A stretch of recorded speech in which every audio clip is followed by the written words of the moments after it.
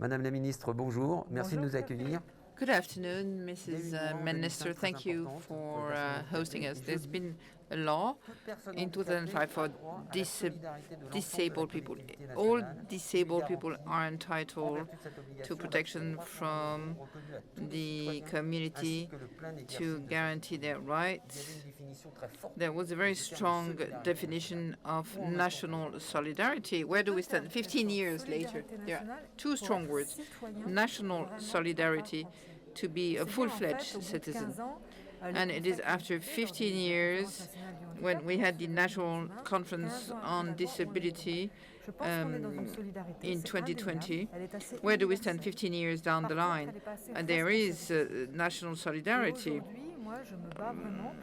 But there are no responsibility, and the disabled people have to be subjects of law and not only citizens.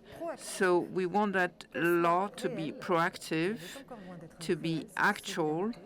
We want actual solidarity, and that's why when we think that we should all be involved and mobilized, we are all far from being there. So we haven't achieved national and collective solidarity yet. So meaning that we might still be assisting. It seems that we've had the solidarity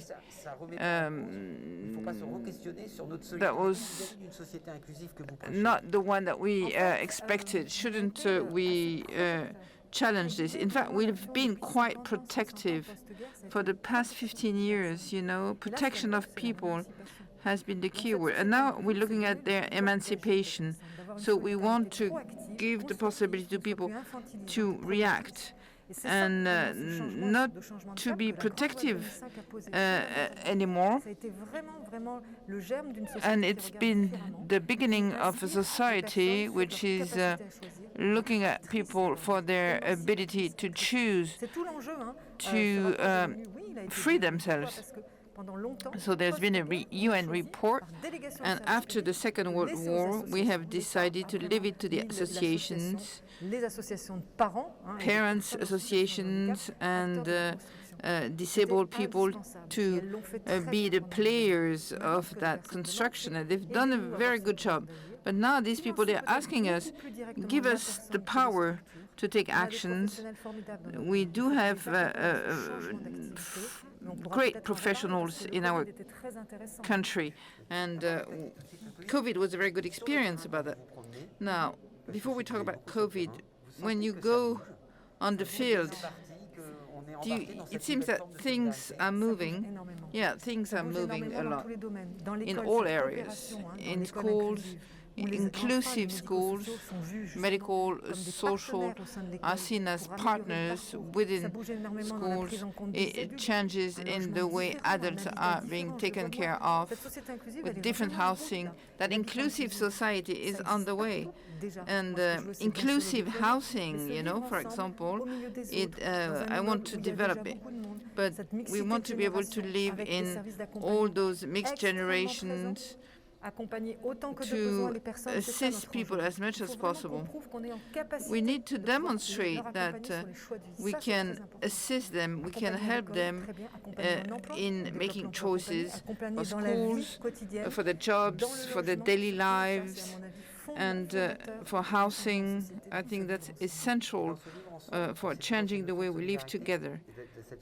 So this notion of solidarity and inclusive society, do you have the feeling that that opening has made it possible for people who didn't have that relation with disabled people to look at it in a different way? We're talking about the collective solidarity. It is a collective and a citizen solidarity, but also the fact that we take different people into account. We look at people differently. Last week, we went to open the first school for disabled children And I've heard 8-year-olds telling me, well, where were they? Because we had never seen them before. So in fact, the point is to welcome somebody who's completely different, but we're going to work on that generational change. But I want this to go much faster. That responsible, that constructive reception, the fact that, people can grow together and give them some room. Do you have the feeling that COVID has been a second wind? COVID has been incredible because people, children, adults, going back home, because schools have closed. And so adults have been working from their homes. And so professional people have told me that they had discovered people's expertise, and there were a different way of working together. And people in the field have learned how to know each other better because, for example, some people have worked together in a much better way, and I want to capitalize on this to remove obstacles. There are quick reforms that we want to do we have created 360-degree communities. What do you mean by 360-degree communities? Everybody is sitting around the same table. So we have a central pole and everybody is around the same table. And we derive medical, social expertise, the mayor, the municipality, the businessman, the leisure center. So we've changed our way of living together during the COVID.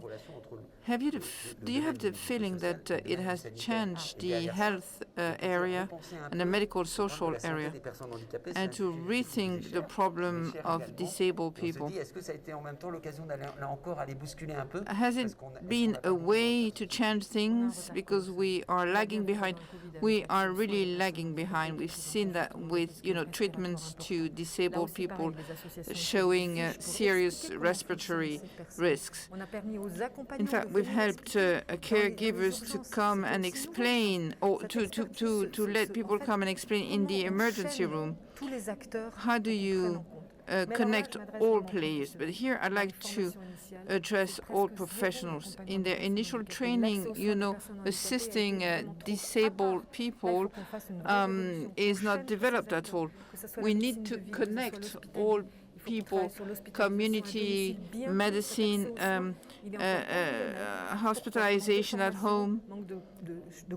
There's a lack of cooperation between players, and disabled people are people before all, and there's a lot of work to do, and we're going to move forward because we've seen that we could do it. You're talking about prevention, but there's a major challenge in prevention, and in that prevention, we want to help people to get to grips with their life and to start loving their body. And this is paving the way for other areas of activities, like sports activities, all those new areas. It is indispensable. In the different facilities now, they do have professionals from the sports area, from culture. So it has to go in both directions. We have significant technical sets. So let's have citizens benefiting of them.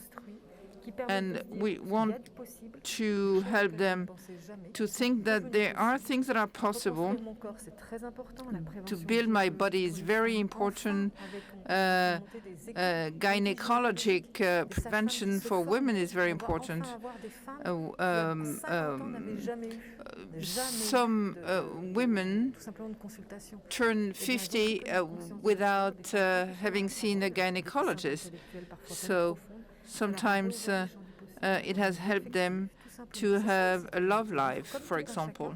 So to live like anybody else, in your body, your sexual life, your relationships.